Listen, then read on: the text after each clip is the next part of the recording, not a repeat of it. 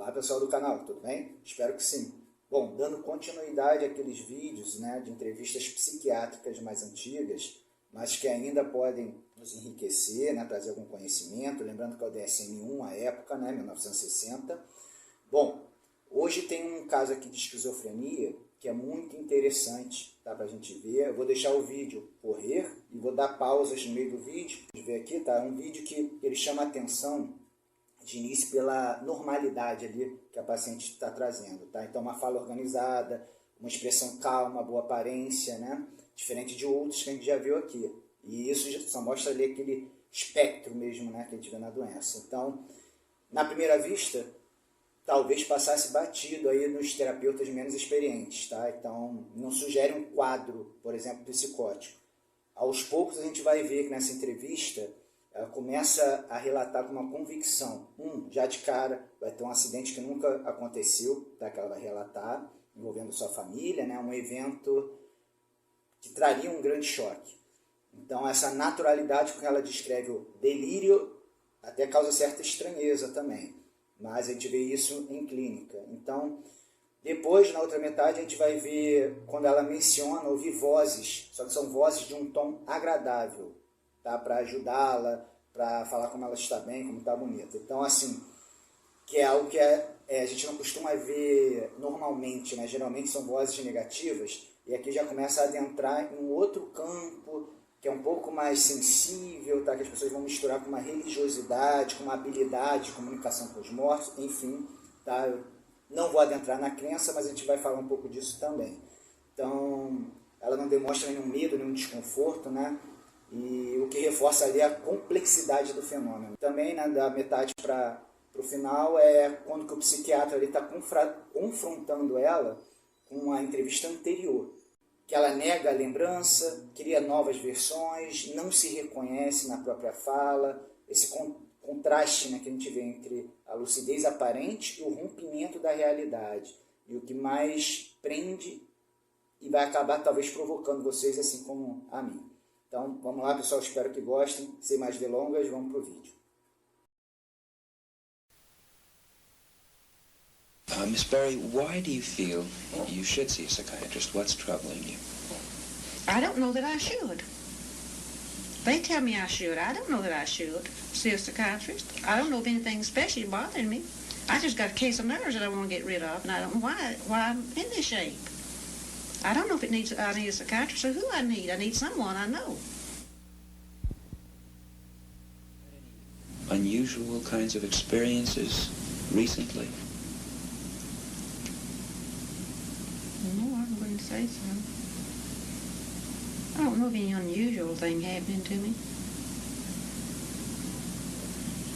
Nothing out of the ordinary, then, has occurred to you the past couple of weeks, say? No. I can't recall anything out of the ordinary passing through my mind.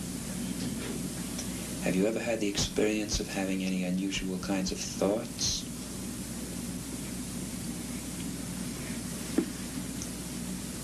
Yes, now, you're talking about the past few weeks now. My mother and my brother and my sister and my brother's wife have just gotten back from California. And out there, we were in a car, and a bus load of people turned over, about 40-something on the bus, and about 40-something of them got killed. And that was a bunch of bodies out there to look at them and see that you don't know what caused it. There's about 6 cars involved in it, in the bus. But no one seems to pinpoint it and see what. And it is something to think about.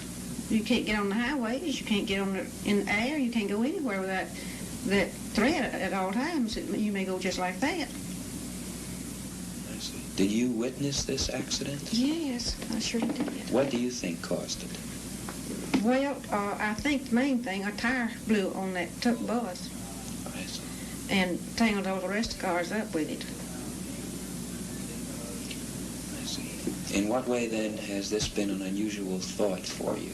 Well, it has put me to thinking when, in just such a short time, you're with your loved one. I have been a little bit reluctant over the fact that Frank got killed and I didn't have any children and I've been left alone and no security. And then I worked at Hedemann's 20 years and now they say I'm too old to work and too young to die. So it just kind of puts you in a spot.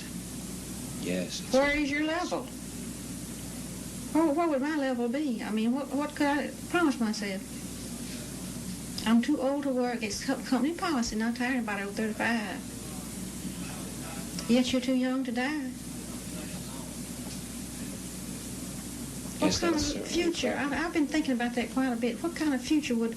Now, there's other people in that same position, and if I could help them in any way and help myself as well, I don't just do it for myself, but to establish something that would help some poor soul make a living.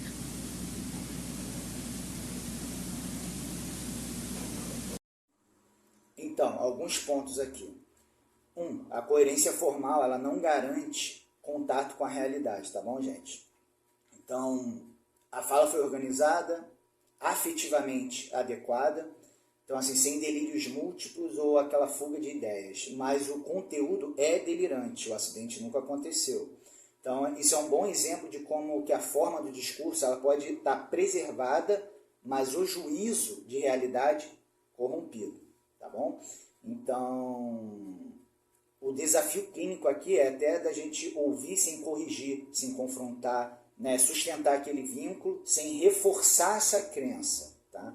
Então, talvez um erro aí de quando a gente é iniciante, né, na terapia é querer mostrar a verdade. Então, ali a tarefa é muito mais de acompanhar o sentido psíquico daquilo e não a veracidade factual. Tudo bem, gente?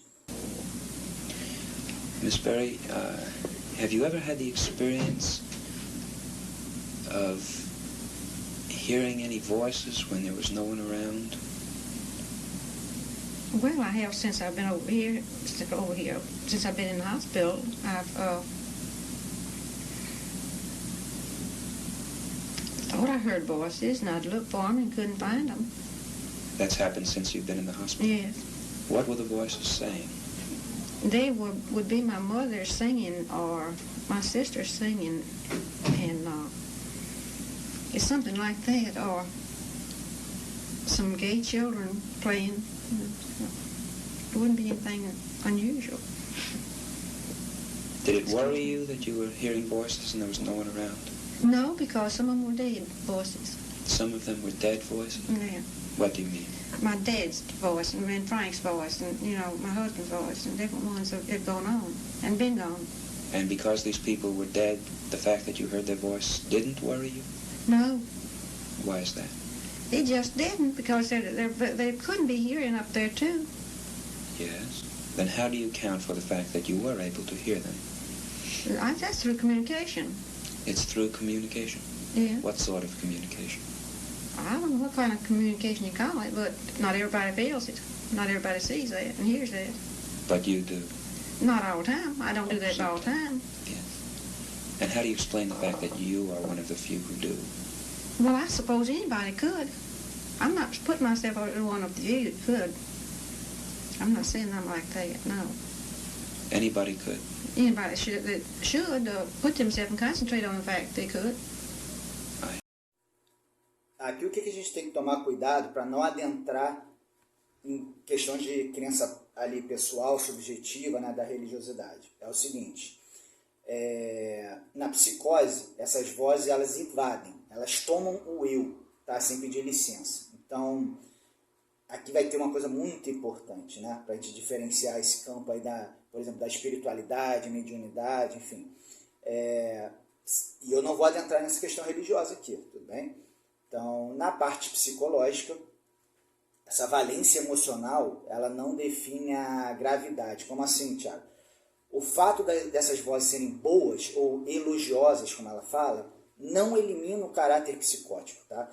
O que está corrompido ali, rompido, né, é o juízo da realidade. Há delírios agradáveis? Sim.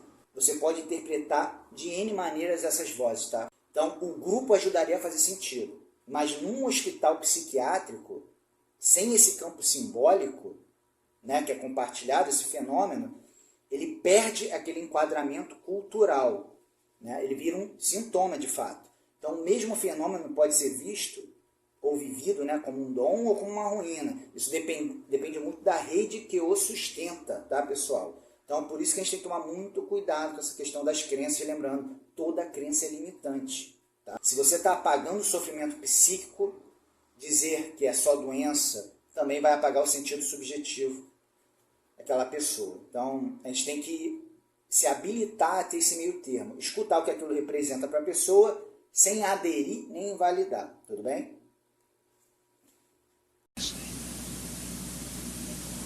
Have you ever had the experience of seeing anything when there was seeing anything that wasn't really happening? No, I never seen anything that didn't happen. But I've heard the voices. But you've heard the voices. Mm-hmm. Have any of the voices ever said unkind things? No. No. Been very kind. Do they ever say nice things about you? Well, occasionally they'll say, this is a pretty dress. I don't remember you having this dress or something like that. But never too much flattery or anything. It's mostly singing or soft talking and saying, don't feel alone. We're always close by. I Just see. another room. I see. They say not to feel alone, that they're Yeah. close by. Yeah. And yet, you told me that you do feel alone. Occasionally I do feel alone, yes, sir. Monday night I dreamed that she came, but she never did come. But I was so sure she was there. And in the back of my apartment is a sunken garden, concreted all the bottom and the sides, about 8 feet deep. And I dreamed that she told me and the garage is past that sunken garden. I dreamed she told me she's going to the car and get something out of the car. Well, she didn't come back. And I thought, oh, my Lord, Boots is falling in that sunken garden.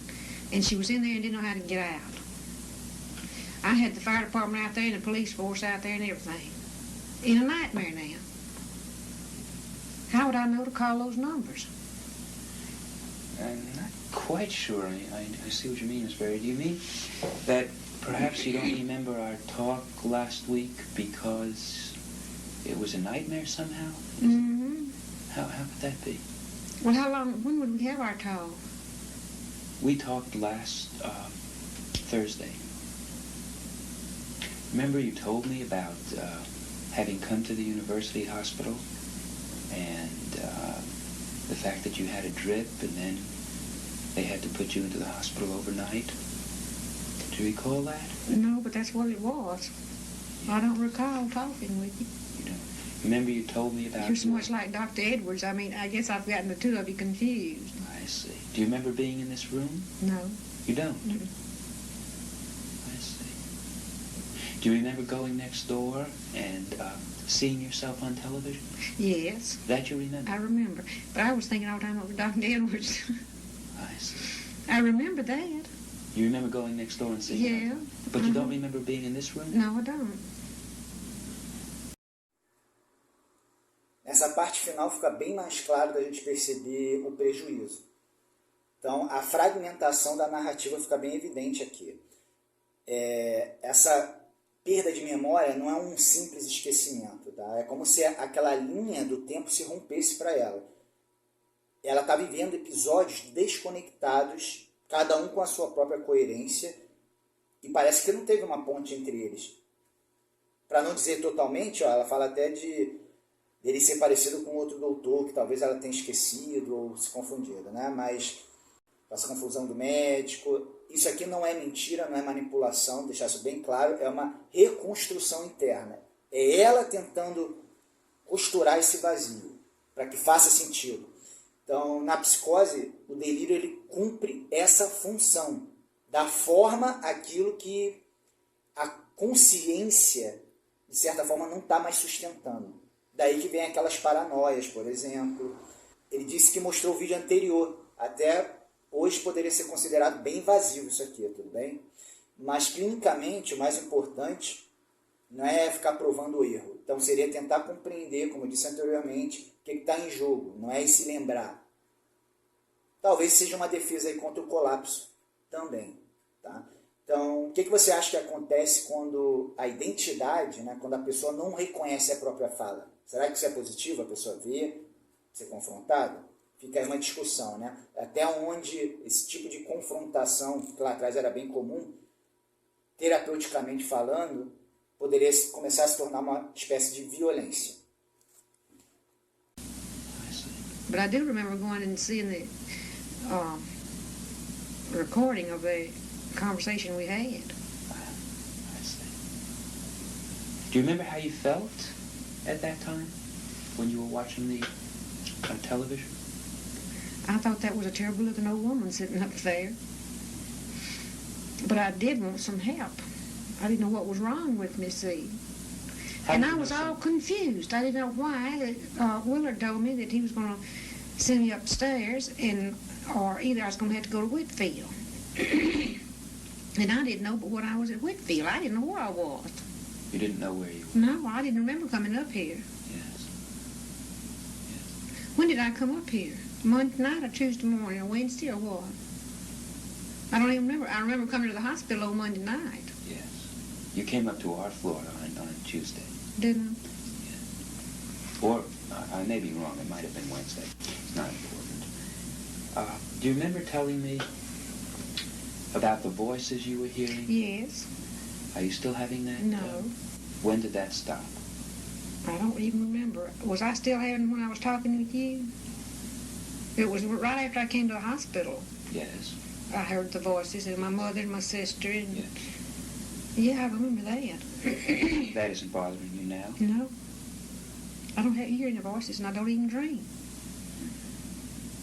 I didn't as a child. When I'd have a dream, it'd be a nightmare. But I never would. Mom never would wake me up. She'd get me back to bed, but she never would wake me up, and I never did know anything about it. But she said I'd talk just like I was wide awake. How do you...